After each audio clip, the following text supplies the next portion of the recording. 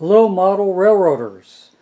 Off the top, I'd like to thank my buddy Joe for the loan of his camcorder so that I can give it a try and hopefully provide a whole lot better video quality than off my old Canon camera that has the video filming function on it. So probably about an 8-year step up in technology.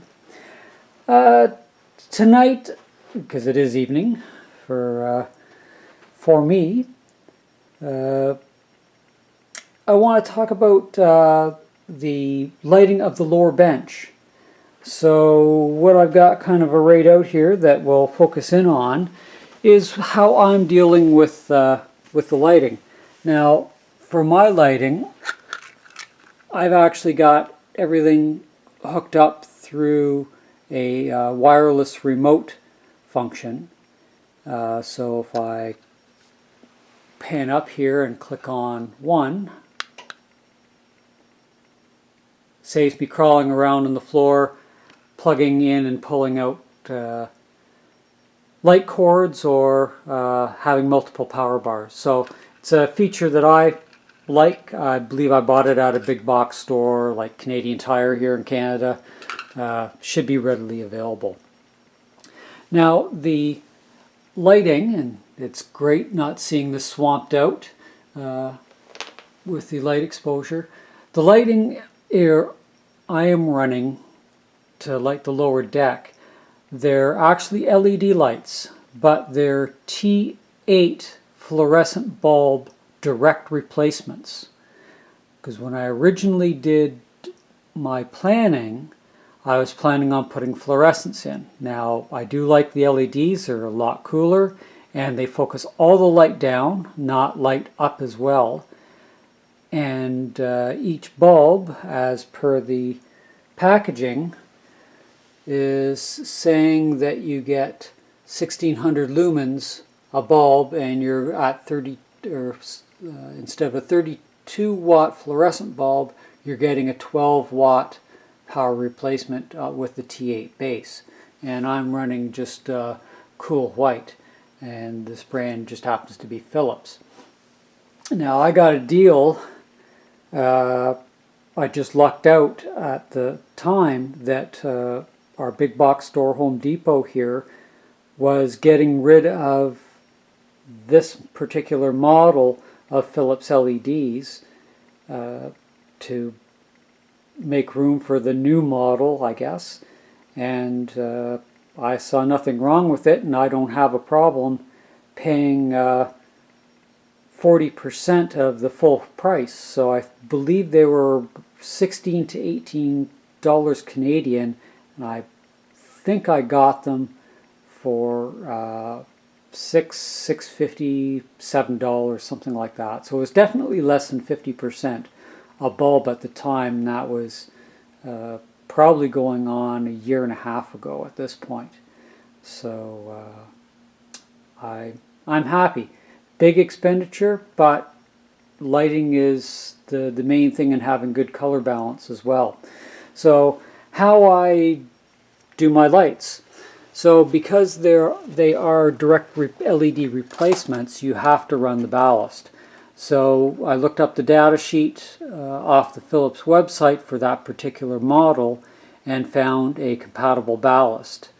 So if I do ever have an issue and I want to flip over to fluorescence, it's just pull the bulbs out, pop a fluorescent bulb in, and we're ready to go.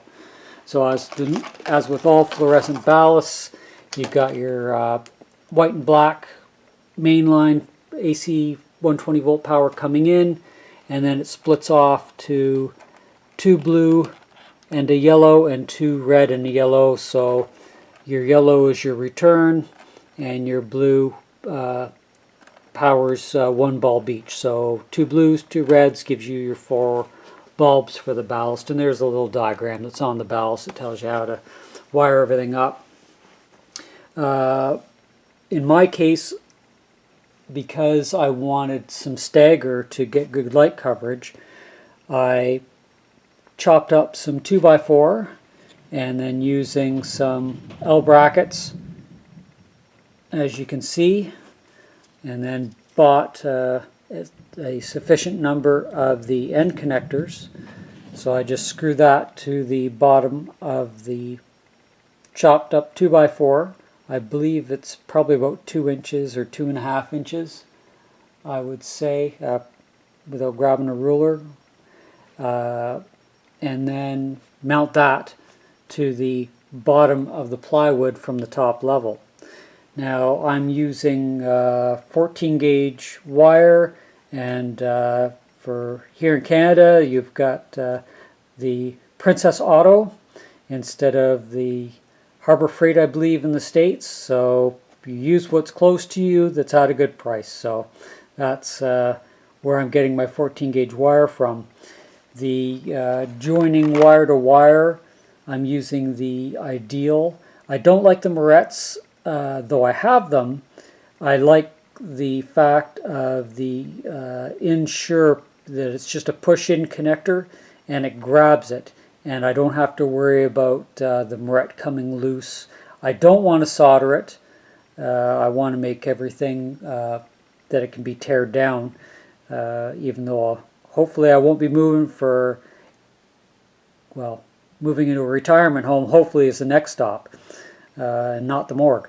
But anyway, using these connectors and using this style of Ideal connector for the going module to module for those brakes. That's the female connector, and you can only plug it in, the male in, one way because of the way it's shaped. So you can't touch the live leads the way that they're shaped, and again it's just a push-in style connector. So I'll swing you around so that we can see up here. So there's an example of how I've mounted the base connector, or the end connectors, to the wood block. I've got the yellow leads jumping from one connector to the other, so that's the yellow return wire, so that's returning back to the ballast. The blue wire, this particular blue wire, is feeding in down to the end of this particular light bulb, and there's the example of the one connector joining module to module. Now my modules, just to skew a little bit onto the building style, I'm using 3 carriage bolts to bolt the modules together, and I've tried wherever possible to have the 2x2 legs for each module, so that if I need to pull a module for whatever reason, the backdrop is isolated to that particular module, both top and lower level. All I need to do is disconnect the carriage bolts on each side, and then literally pull the module out after removing, of course, all of the track joiners that are jumping from module to module. And that'll be a different video talking about the trials and tribulations of dealing with building a modular style layout. That is one of the big changes that I had to get used to after building a off-the-wall style layout in 8-foot lengths. Doing everything in 4-foot and making it modular has been a real slow process. But anyway, let's drop down over here, because this one's more accessible, and we can see there's the channel 2 receiver for this section of the layout lighting. And then, so our power lead, I just wired in actually a piece of extension cord. I believe it's 16 gauge extension cord to the leads. I did do a ground, and I just scraped away the paint and then bolted a ground lead. I'm just paranoid. Probably didn't need it, but hey, I'd rather err on the side of not getting zapped if for some reason something went wrong in the ballast, as it's not in a fixture that's grounded. And then on the side you've got the blue, the yellow, and the red and the yellow that are coming off. And I'm just going to raise you up here. And of course I left my light switch down so I can't turn this on, but it comes out the back of the layout and then spreads out with the all the joins going along from that point. So hopefully that gives you some idea of one way of wiring up a layout for lights. Sure beats the Christmas tree tungsten lights that I had before. No burning the back of my neck and multiple zip tie mounts and zip ties holding it all present. So lighting for the top level predominantly is the ceiling fixtures with 100-watt fluorescents in them.